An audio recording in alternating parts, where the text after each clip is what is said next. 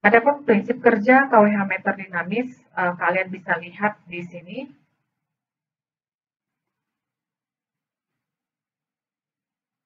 Sebuah piringan dapat bergerak karena adanya gerakan medan magnet. Kalian bisa lihat ya.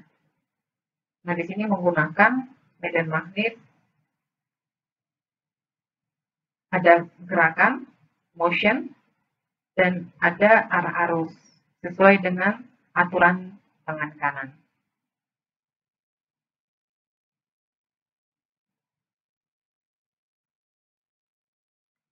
Dia akan bergerak, akan kita lihat ada arus eddy, ya.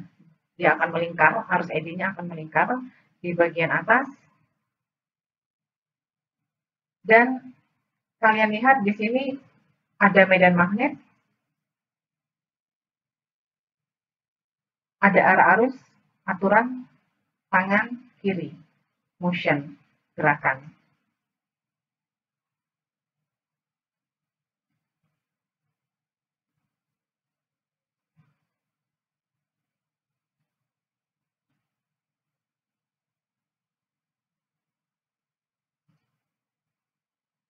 Ya, kalian bisa lihat ya. Nah, ini meter KWH, ada kumparan di atas, kumparan tegangan, dan di sini kumparan arus. Kita lihat dia memasang sebuah arus AC, alternating current.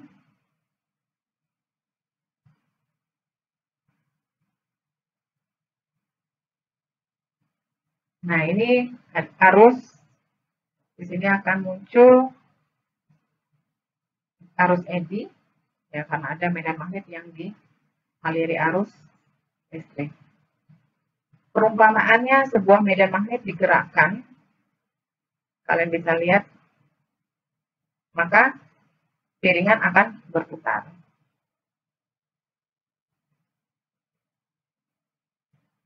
Ya, itulah gambaran, kira-kira gambaran arusnya yang mengalir.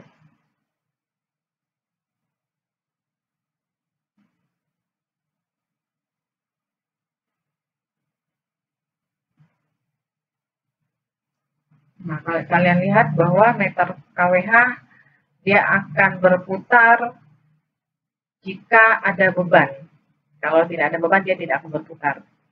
Gitu ya.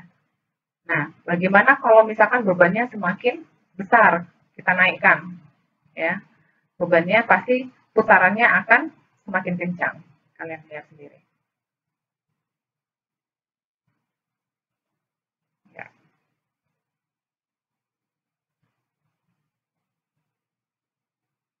Oke.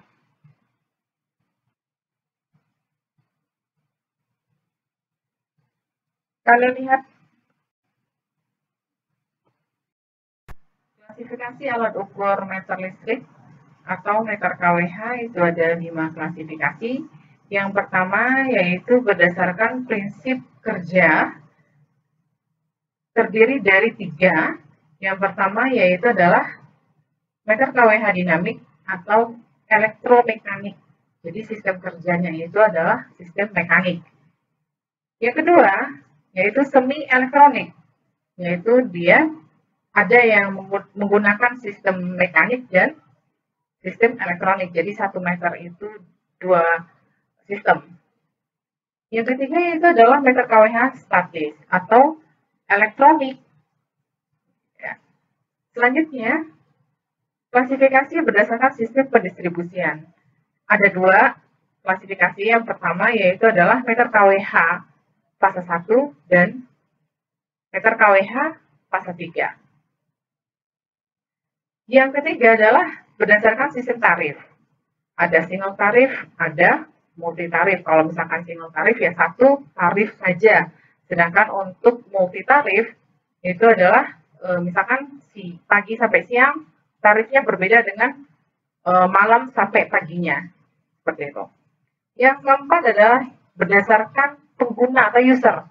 Jadi ada kelasnya yaitu untuk perumahan, rumah tangga, untuk perkantoran, dan untuk perindustrian. Kalau untuk rumah biasanya menggunakan kelas 2 atau kelas 1. Sekarang kalau untuk meter kWh yang statis atau yang elektronik itu biasanya menggunakan kelas 1. Sedangkan untuk perkantoran juga menggunakan kelas 2 atau kelas 1. Sedangkan untuk industri itu ada yang kelas 2 tergantung industrinya ya, industrinya menengah, kecil ataupun yang besar. Ada kelas 1, kelas 2 ataupun 0,5. Sedangkan klasifikasi alat ukur meter kWh berdasarkan tipe ada 3 jenis. Yang pertama yaitu meter kWh watt hour. Ya. Jadi dia hanya mengukur wattnya saja atau daya aktifnya saja. Yang kedua ada meter demand. Artinya yaitu adalah meter kWh berdasarkan permintaan. Ya, jika ingin meter kWh-nya bisa menghitung daya aktif dan reaktif, itu demand. Sedangkan yang ketiga adalah meter var hour. Jadi dia mengukur daya reaktifnya saja. Baik, sekarang kita lihat berdasarkan sistem kerjanya.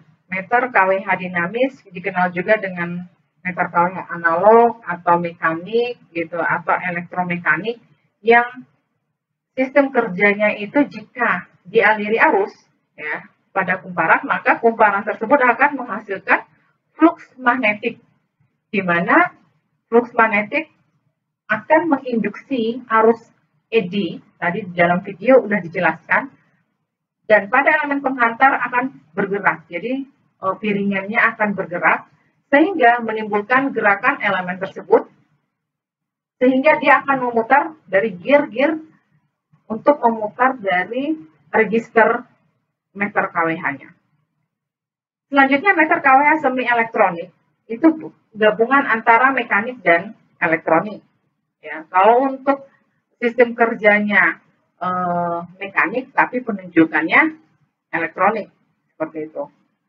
Yang ketiga meter kWh statis yang dikenal juga dengan meter kWh elektronik atau digital yang biasa ditemukan pada saat ini menggunakan meter kWh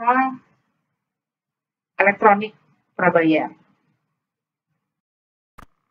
Baik, konstruksi meter kWh dinamis di sini kalian bisa lihat ada kumparan tegangan. Ini kumparan tegangan, ada kumparan arus. Ini ada piringan, ada magnet permanen, ada poros. Nah, nanti poros ini yang akan memutar register yang ada di meter kWh. Ini sumber atau terminal dari PLN, dan ini terminal ke beban atau ke rumah tangga.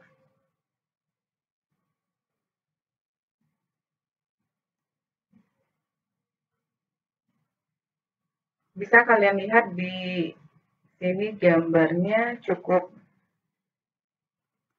jelas. Ini register, ini gearbox, ini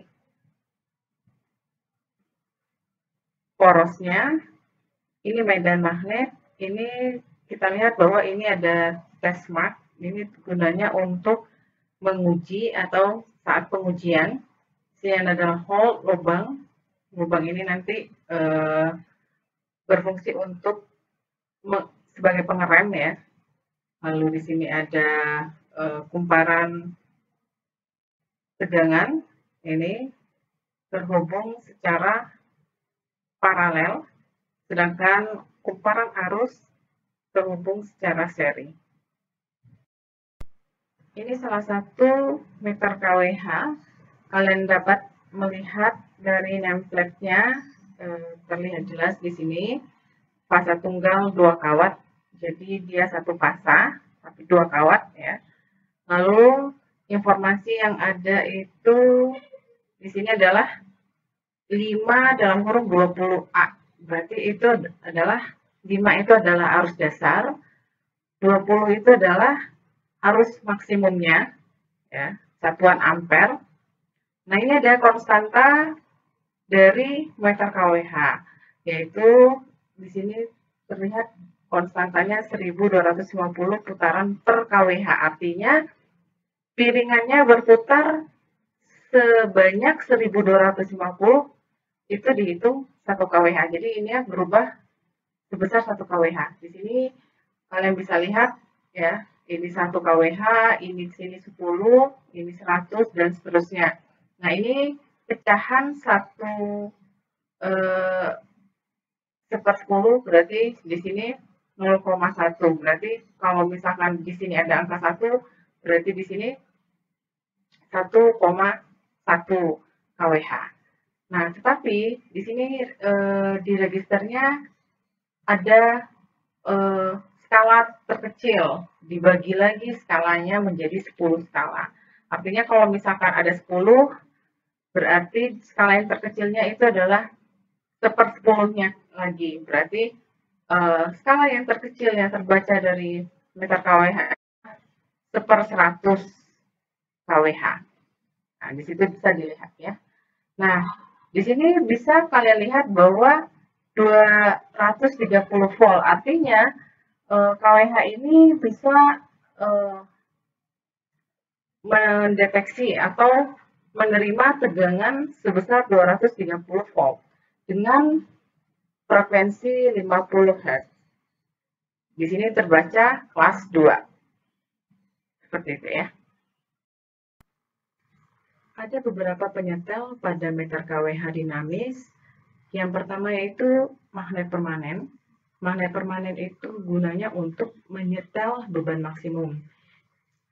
Jika beban di rumah tangga maksimum, maka meter kWh harus membaca nilai yang benar. Nah, ketika diberi uji maksimum, maka penunjukannya harus benar, sehingga kalau misalkan di luar BKD, yang disetel itu adalah magnet yang berada di kumparan arusnya. Yang kedua yaitu ada pergeseran cincin penghalang flux. Gunanya adalah penyetel beban rendah. Jadi ketika bebannya rendah, maka si meter kWh harus membaca nilai yang benar. Tidak boleh di luar BKD. Sehingga kalau misalkan di luar BKD, maka yang disetel itu adalah kumparan atau penghalang fluksnya, sehingga flux yang masuk itu bisa banyak atau sedikit yang melewati piringan. Selanjutnya, tahanan geser. Tahanan geser adalah penyetel untuk faktor daya. Jika pengujian di faktor daya itu melebihi atau kurang, maka disetellah hambatan atau kumparan tambahan yang berada di magnetnya. Selanjutnya ada lubang pada piringan. Gunanya adalah untuk menyetel beban kosong ya, dengan cara membelokkan flux. Artinya ketika beban kosong tidak ada, gitu, artinya meter kWh tidak boleh berputar melebihi dari 1 putaran. Jika melebihi 1 putaran, maka meter kWh dianggap tidak sah. Oleh karena itu dibutuhkanlah lubang di sini. Ketika ada sisa flux magnetik yang melewati di sini ya magnetnya, maka akan dibelokkan oleh lubangnya, akan terputus.